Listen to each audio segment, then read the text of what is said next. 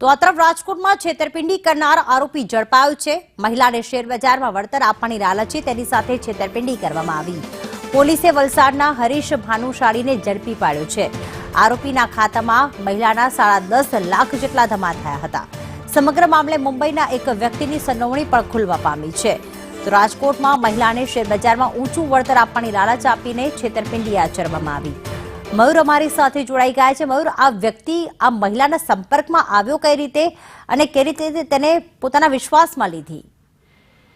ભોગ બનનાર નિશાબેન છે એને પોલીસ ફરિયાદ લખાવી છે કે એક એપ્લિકેશન અને એક અન્ય વ્યક્તિના માધ્યમથી આ વ્યક્તિ તેના સંપર્કમાં આવ્યો તો મૂળ મુંબઈનો એક વ્યક્તિ છે એને આખું માસ્ટર પ્લાન બનાવીને નિશાબેન નામની જે ફરિયાદી છે તેને ખિસ્સામાં ઉતારી હતી। ત્યારબાદ તેમની પાસેથી 17.44 લાખ રૂપિયા છે એ અલગ અલગ સમયે શેરબજારની અંદર રોકવા માટે લીધા હતા, પરંતુ વળતર મળવાને બદલે તેને મોટી નુકસાની થઈ હતી। ત્યારબાદ તે છેતરાયા હોવાની લાગણી થતા તેને સાયબર ક્રાઇમની અંદર ફરિયાદ નોંધાવી છે।